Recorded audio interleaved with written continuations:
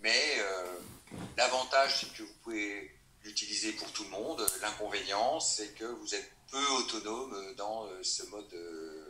Alors, ça aura d'autant plus d'importance pour des patients en croissance. Pour les patients neurologiques qu'on va reverticaliser, hein, vous verrez dans les complications paraplégiques, tétraplégiques, il y a aussi une grosse désadaptation qui se fait, puisque on n'a plus du tout le tonus musculaire qui permet de contenir, de favoriser le retour veineux, etc. Donc il faut mettre des bas de contention, il faut verticaliser et surveiller tout ce qui est tension, etc. Et c'est une fois qu'ils se sont un peu réadaptés, qu'ils deviennent plus autonomes en fauteuil roulant ou autre appareil de verticalisation. On en verra plus loin. Pour remettre en charge, vous l'avez vu en TD, tout simplement des basculines, des pèse-personnes. Recommandé d'en avoir au moins 2. Si vous n'en avez qu'un, vous créez une différence de longueur de membre inférieur, donc vous mettez une cale de l'autre côté. L'idéal, c'est d'utiliser des pèse-personnes. Alors, soit des pèse-personnes, alors tournez-les pour qu'on voit bien les chiffres et qu'il n'ait pas les pieds dessus. Et aujourd'hui, vous avez des pèse-personnes qui projettent sur le mur le poids. Vous avez une projection lumineuse. Vous avez peut-être ça, vous, plutôt avec vos réveils qui projettent l'heure sur les murs, le plafond, enfin. Pour ceux qui ne veulent même pas tourner la tête pour regarder votre réveil, il y a un moyen, c'est juste ouvrir les paupières. Alors, c'est un travail concentrique dans un premier temps des releveurs de la paupière. Et vous pouvez regarder l'heure au plafond. Donc, même chose pour les balances. Vous avez cette possibilité-là, ce qui permet aux patients de voir, par exemple, le poids affiché, plutôt que de se pencher là sur le côté pour regarder son poids et donc perdre un petit peu la qualité de la mise en charge. Ça, c'est un moyen simple d'objectiver. Donc là, vous avez les 2 installations, et vous voyez qu'il y en a une qui est plus correcte que l'autre si vous voulez visualiser le poids. Donc, très classique, vous avez le poids total du sujet et vous demandez de transférer le poids du corps totalement ou partiellement sur un des 2 membres inférieurs. Oui. Ça, c'est un fixateur externe d'allongement, ce qu'on appelle un appareil d'Ilizarov. C'est un fixateur externe qui est mis en place là pour allonger le tibia par rapport à l'autre. Donc, on a déjà évoqué, et vous avez évoqué dans le bilan du transporteur, notamment avec le rachis, et en rachis, vous avez commencé à faire ça. Vous avez mesuré les membres inférieurs. On parle de cale. Vous savez qu'en dessous de 10 mm, on compense rarement un membre inférieur. À partir de là, on peut commencer à mettre des semelles de compensation. Donc souvent, dans la chaussure, on peut compenser 1 à 2 cm. Après, 3-4 cm dans des chaussures, ça fait beaucoup. Donc ce qu'on fait, on fait 2 cm intérieur, 2 cm extérieur, par exemple. Et puis, dès qu'on va avoir des différences de longueur beaucoup plus importantes, 5, 6, 7 cm, on peut envisager une intervention chirurgicale d'allongement du segment osseux. Donc, vous voyez par exemple, cet appareil-là, pour allonger un membre inférieur, on fait comment? On fracture le tibia, on met des broches qui transfixient en distal, des broches qui transfixient en proximal, on les tend sur des cercles, et on met ici un système avec, là vous prenez une clé de 10, et avec votre clé de 10, vous faites un quart de tour tous les jours, et ça allonge d'1 mm par jour, par exemple. Vous voyez les complications que ça peut avoir derrière, parce que l'os s'allonge, mais les muscles, il faut qu'ils suivent. Donc, on va avoir des pseudo-rétractions, donc il faut se battre avec ça en permanence. Mais surtout, ce qui est très intéressant, c'est que le tibia est fracturé, alors c'est pas n'importe quelle fracture, c'est une fracture sous-périostée qui permet de garder une partie du périoste et de garder la vascularisation osseuse et donc d'alimenter le cal osseux. Mais surtout, c'est un montage qui est extrêmement simple, extrêmement stable, pardon. Sur les cercles, vous avez les broches, vous avez des tiges ici qui annulent toutes les contraintes dans le plan frontal et dans le plan sagittal. Et comme elles sont fixées sur un cercle là, ça annule complètement les contraintes en rotation. Les broches qui transfixient le segment tibial sont extrêmement souples. C'est du métal mais qui se déforme très très légèrement. C'est-à-dire que quand le sujet marche, les seules contraintes qui sont ressenties au niveau du foyer de fracture, ce sont des contraintes de compression. C'est-à-dire les seules contraintes efficaces à la consolidation. C'est-à-dire que le principe de cette technique, c'est je te fracture, mais tu marches tout de suite. Parce qu'en même temps que le périoste vascularise le cal osseux, tu as les contraintes pesanteur. Et au fur et à mesure que tu allonges, tu consolides en même temps. Voilà, c'est le principe de cette technique. qui montre bien que la mise en charge est le meilleur facteur de consolidation, à condition que tous les segments soient parfaitement stables et que la seule contrainte qui atteigne ce foyer de fracture soit des contraintes de compression. Ok, donc là, en général, comme l'appui total est autorisé, la difficulté que nous avons avec ce type de patient, c'est qu'ils se mettent en charge dessus. Là, on les encourage parce que vous avez déjà la vision des broches qui transfixient. On se dit, wow, vous êtes sûr que c'est normal? Donc après, on s'habitue un petit peu à ça. Et puis ces broches qui transfixient les muscles fait que quand on sollicite des contractions musculaires avec des broches qui passent à travers, c'est pas toujours très très bien ressenti. Même si le chirurgien, avant de transfixier, fait une petite incision, passe la broche, et normalement il y a un petit peu de jeu pour la contraction musculaire, mais c'est évidemment un peu ressenti. Donc voilà, une verticalisation avec une fracture volontaire dont on autorise l'appui total. Et là, il s'agit plutôt d'encourager le patient à appuyer dessus plutôt que de le freiner en termes d'appui. Tant qu'on est là, j'ai pas mis d'image. Il existe aussi ce qu'on appelle, je l'ai peut-être mis plus loin,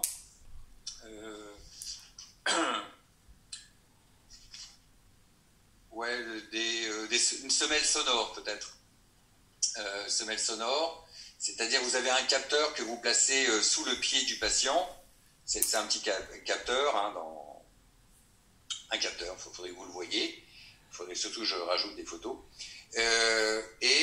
Vous avez un appareil qui vous permet de donner un signal si le sujet dépasse le poids autorisé ou au contraire ne l'atteint pas. Donc tout dépend des circonstances. Et votre patient a un feedback pour savoir s'il a atteint ou s'il dépasse le poids autorisé. L'avantage, c'est que cette semelle, ce capteur, vous pouvez le mettre dans une chaussure et le patient peut donc déambuler et entendre s'il fait l'erreur ou s'il n'appuie pas assez pour chacun de ses pas. Donc ça, c'est plutôt à utiliser. Alors sachez que cette semelle, moi je l'utilise en TD. Il y en a qui sont en TD avec moi ici. On l'a utilisé en TD, vous pouvez demander à vos enseignants de l'utiliser ou voir. Ou tiens, on se verra peut-être à l'occasion des tutorats ou autres. Si vous avez envie de poser la question, je vais la chercher, je vous montre, il n'y a pas de problème. Donc semelle sonore, ça c'est intéressant. La balnéothérapie. Alors ça, la balnéothérapie, bien sûr, c'est très très intéressant. Ça implique d'avoir la balnéothérapie. Tout le monde n'a pas une piscine avec une piste de marche dans son cabinet. C'est plutôt en général centré sur des services de rééducation, des établissements. Il y en a qui sont remarquables. Alors, il y en a à Pierre-Quin, il y en a le Rehab Center de Luxembourg, un truc incroyable avec caméra sous l'eau, retransmission sur le bord, sur grand écran, vous voyez s'il y a des défauts de marche ou pas. Enfin, c'est vraiment très très intéressant. Bon, vous aurez le temps de retravailler tout ça. Ce qui est important, c'est de comprendre donc c'est quelle loi dans le principe d'Archimède, merci. Et donc vous avez ici les niveaux d'immersion par rapport à des repères qui permet d'avoir une idée de l'importance de la mise en charge au niveau des membres inférieurs. Donc vous voyez que quand on a de l'eau jusqu'à la fourchette sternale, on est à 10% du poids du corps. C'est comme ça qu'il faut lire ce dessin. 30% c'est le manubrium sternal. Les crêtes iliaques, c'est à peu près 50%. Alors tout ça, c'est à peu près, tout dépend de la morphologie des sujets, c'est purement indicatif. Grand trochanter, 70%. Après, quand on dit ouais, je fais de la balnéo avec de l'eau jusqu'au genou, c'est à 90% du poids du corps. D'accord ? Donc, c'est pas tellement ça qui nous intéresse. Par contre, la balnéo, c'est hyper intéressant. Souvent, c'est de l'eau chaude. On met rarement les gens en immersion dans de l'eau glacée. Donc, c'est plutôt relaxant. Le fait d'être sans pesanteur, quand vous avez un jeune qui a droit à 10% d'appui, vous le faites marcher dans l'eau avec de l'eau jusqu'à la fourchette sternale, vous pouvez entretenir le schéma de marche. Alors oui, nous sommes dans l'eau, ce n'est pas tout à fait le schéma de marche qui correspond à la mise en charge totale, mais ça permet de travailler le membre inférieur sain, de travailler en même temps le membre inférieur lésé, de retrouver la coordination entre les deux, c'est-à-dire que ça nous permet d'entretenir un schéma de marche, et ça c'est un temps gagné phénoménal sur la remise en charge plus tardive de quelqu'un qui serait resté par exemple un mois en décubitus. Là on prend une avance considérable. Et puis vous verrez que l'intérêt de l'eau, c'est que l'eau elle peut être aidante, mais elle peut être résistante. Ça c'est en fonction de la surface que vous déplacez et de la vitesse à laquelle vous déplacez le segment. Donc par exemple pour un membre sup, il suffit de mettre une petite palette dans la main et tout d'un coup le mouvement il est beaucoup plus résisté. Et si vous lui demandez de le faire beaucoup plus vite, il y a encore plus de résistance. Et puis bien sûr ce patient, vous pouvez lui mettre une planche et lui demander de faire des longueurs avec des battements de jambes. Hein. C'est très bien aussi. Hein.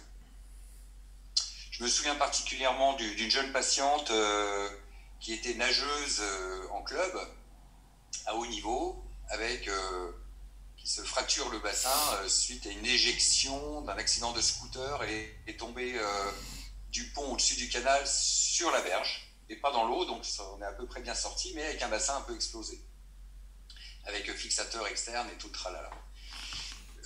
On a pu la mettre dans l'eau assez rapidement et elle, je sais pas, moi, quand vous mettez dans une piscine, tu me demandes de faire 50 mètres de crawl, peut-être j'y arrive. Embrasser sûr, en crawl, je suis pas sûr. Voilà, je suis pas très bon nageur, vous avez compris. Ce genre de minette, quand vous la mettez dans l'eau, c'est pas, quand elle vous parle de longueur, c'est pas une longueur de piscine, c'est, je sais pas, je fais combien, 2 ou 3 kilomètres pour commencer. Je sais pas, commence par 1 déjà, on va voir. Et donc, vous avez quelqu'un qui nage comme ça, c'est pas un problème.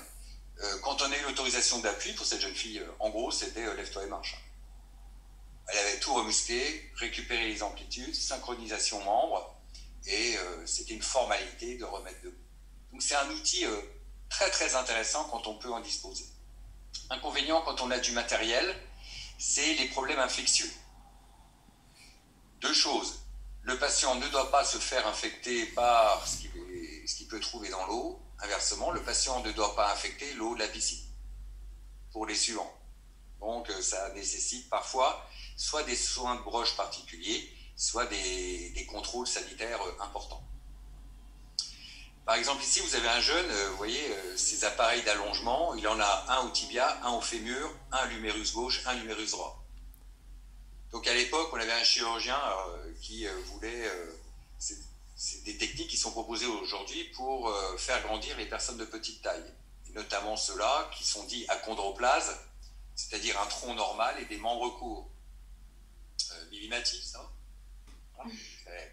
C'est quoi sa pathologie? C'est ce qu'on appelle une achondroplasie. Elle a eu un développement. C'est une pathologie qui atteint la croissance des os longs. Ce qui fait qu'au niveau vertébral, il n'y a pas de problème, vous avez une croissance à peu près normale. Par contre, au niveau des membres, vous avez des fémurs et des humérus qui deviennent très courts, et avant-bras et jambes pareil. Donc vous êtes un peu disproportionné. Et donc ces jeunes, on leur propose d'allonger fémur, tibia et membres sup. Donc on leur a fait tout ça. Voilà, il y avait compétition dans pas mal de pays, notamment avec les États-Unis. Et un jour sort dans un journal type Paris Match, aux USA, on fait grandir les nains. Vous voyez un peu la qualité du titre. Et avec dedans, en photo, des gamins avec des appareils qui étaient dans l'eau. Sur Nancy, ça faisait plusieurs années qu'on faisait déjà ça, où on avait demandé la balnéothérapie, mais ça nous était strictement interdit du fait du risque infectieux. Ces photos ont été publiées dans Paris Match, je sais pas, le lundi. Le mardi, on avait le droit de les mettre dans l'eau. C'est formidable. Vous voyez. Comme quoi, les règles sanitaires, vous voyez, ça s'adapte un peu sur le plan politique. Il me semble qu'on vit quelque chose comme ça en ce moment. Ok, donc, vous voyez, balnéo, il y a plein d'outils qu'on peut utiliser, hein, les frites, etc., pour se tenir, pour marcher. Enfin, c'est vraiment un outil très, très riche. Mais il faut avoir un petit peu de place, un peu de moyens. Il y a des cabinets qui proposent maintenant des salles avec balnéo. Bon, évidemment, ça prétend pas à grand-chose. Vous avez également des pistes de marche, des tapis roulants immergés, ce qui permet... imaginez une cabine transparente qui se remplit d'eau avec un tapis de marche. Tapis de marche dont vous pouvez augmenter la pente, la vitesse, et vous êtes dans l'eau. Alors ça se vend pour faire du fitness. Alors après, si tu le mets sur un vélo, le gars t'appelle ça aquabike. Sinon, tu le mets sur un poney, c'est pareil. Aquaponey, donc. Les autres appareils de verticalisation, donc il me semble que M. Ferry nous en a parlé aussi, il vous en a montré quelques-uns. Vous confirmez? Il semble bien que j'ai vu un cours là-dessus, non, avec des images d'aide à la déambulation de M. Ferry. Vous l'avez raté? Tiens, un appareil classique déambulateur, plutôt appelé ici rollator. Un déambulateur, c'est la même chose, mais avec 4 embouts. Ici, vous avez des roues, donc ça roule. Rollator.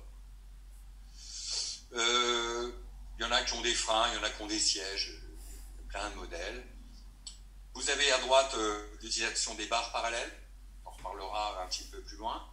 Et vous voyez que la verticalisation, ça peut être aussi le port d'attelle. Ici, vous avez une attelle, vous voyez, avec une articulation de hanche, une articulation de genou, une articulation de cheville. Et cette attelle, concerne les 2 membres inférieurs. Et s'il y a une articulation de hanche, il faut imaginer qu'en dessous de ce pull, il y a un petit corset pour tenir l'ensemble. Cet appareil s'appellera donc un pelvis bipédieux.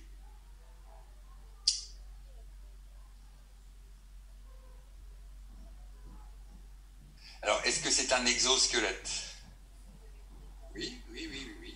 Eh bien, cet appareil est dit exosquelettique, car les supports sont externes au sujet. Donc, de tout temps, on a utilisé ces appareils exosquelettiques. Aujourd'hui, le terme d'exosquelette nous fait penser à autre chose. C'est la même chose que ça, mais motorisé. Voilà. Mais ça, c'est des appareils qui existent depuis toujours. Cuir métal, tout ça, ça a été énormément développé, notamment les Premières Guerres mondiales ont favorisé évidemment tout ça. Notez qu'à l'époque, ça se faisait c'était du renouvelable, parce que c'était du cuir et du métal. Voilà. C'était écologique. Vous voyez que quand on veut verticaliser, parfois, c'est simplement mettre des gens assis. Vous avez, donc là, on s'adresse, quand on voit ça, ceux qui connaissent un petit peu la notion de polyhandicapé, où là, on a des troubles non seulement au niveau des membres inférieurs, des membres supérieurs, mais également du tronc, voire des troubles cognitifs associés. Donc là, ça devient très très compliqué. Donc on fait des sièges. Vous voyez, ce siège est un siège baquet qui est moulé sur le sujet. Alors peut-être pour vous, siège baquet aujourd'hui, c'est plutôt conduite automobile, mais ça, c'est du siège baquet moulé. Ce siège baquet, il est mis dans un fauteuil roulant électrique et le sujet peut arriver à conduire ici. Parfois, il n'a même pas de main pour conduire. Il peut conduire avec une tétière, avec un capteur qui est, par exemple, derrière la tête. Vous voyez que la verticalisation, c'est pour remettre en charge, ça peut aller, bien sûr, jusque-là. Voilà d'autres appareils. Vous avez son nom, un parapodium, où là, le patient a les pieds fixés, les genoux fixés, les hanches fixées. Et là, la seule possibilité de déplacement, vous voyez, ce sont ces palettes-là. Vous voyez qu'ici, il est en rotation. Donc ça, c'est une déambulation où les mouvements de rotation du tronc sont transformés en mouvements de translation au niveau des pieds. Donc c'est pour quelqu'un, par exemple, qui n'aurait plus que des obliques. Les muscles obliques. Donc vous faites rotation de tronc, tout le reste est fixé, et en dessous, vous avez le mécanisme qui va transformer votre rotation en translation. Et vous pouvez avancer comme ça. L'intérêt, c'est que ça verticalise et ça fait bosser les muscles du tronc. Évidemment, tu ne fais pas un marathon avec ça, c'est clair. Vous avez donc les barres parallèles, les déambulateurs, donc à nouveau ici. Les différents types de rollators, vous voyez, ça peut être 4 roues, des fois il n'y en a que 3, tu as les freins, tu as le petit siège pour t'asseoir, le porte-panier, enfin tout ce que vous voulez. Aujourd'hui, quand on voit ça, vous pensez plutôt à quoi? Quand est-ce que vous voyez ça? L'EHPAD. Personnes âgées, EHPAD. Vous voyez, vous me dites EHPAD, c'est très très intéressant, je vous en veux pas. C'est très bien, mais ça veut dire que pour nous, c'est EHPAD, ça veut dire personne âgée enfermée. Est-ce que vous voyez beaucoup de gens dans la rue qui se promènent avec ça? On est en France, le pays des Lumières, hein, et qui revendique l'intégration des handicaps. On commence à en voir. Je suis un peu mauvaise langue, mais voilà, l'image de ce type d'appareil, hein, c'est l'EHPAD. Ben non, ça devrait être pour toute personne âgée qui a des difficultés de déambulation et qui voudrait sortir en toute sécurité à l'extérieur. Mais on a des clichés comme ça qui sont très très forts. Donc vous allez être confronté à ça. Parfois, vous serez amené à proposer à des patients ce genre de matériel. Ils vont vous regarder et dire, tu rigoles, je ne suis pas un petit vieux. Hein? Va proposer à un jeune qui a des troubles de la déambulation, un jeune de 20 ans, tiens, vous voyez, vous, déambuler dehors avec ça? Vous avez envie? Ou des cannes tripodes? Tu te vois te balader? Ben non, la canne tripode, c'est pour les vieux qui ont une hémiplégie. Hein. Donc, méfiez-vous, tous ces clichés qui vous étaient étrangers, enfin, bien connus avant, ne doivent plus, dans votre profession, devenir des clichés, mais une analyse d'outils indispensable et adaptée en fonction des remises en charge à faire. Donc, canne tripode, canne appui antébrachial, dite canne anglaise, on reviendra là-dessus. Ok, donc là, quand on arrive aux cannes, il y a les différents types de déambulation. Donc normalement, vous les avez vus en TD, on va juste se confirmer les choses, et on regarde ça. Bon, je sais qu'il y en a qui ne l'ont pas fait, c'est bon. J'ai quand même fait la démo, vous n'avez pas pratiqué. Donc, vous avez ici des barres parallèles. Alors les barres parallèles, tout le monde n'en a pas toujours vu. Vous avez en général, c'est quoi, 4-5 mètres de long, ça peut être beaucoup plus long, évidemment. Les cannes, comme les barres parallèles, alors pour les cannes, ça ne pose pas de problème, mais ça se règle en hauteur. Vous voyez, ici, on peut régler la hauteur des barres, comme on va pouvoir régler la hauteur des aides techniques. Et si vous devez investir dans des barres parallèles, assurez-vous qu'elles se règlent également en largeur. En largeur. Les cannes, ça s'adapte toujours à la largeur du patient, on est d'accord? Les barres parallèles, pas forcément. Hein, donc, les barres, il faudra toujours vérifier le réglage de la hauteur et le réglage en largeur.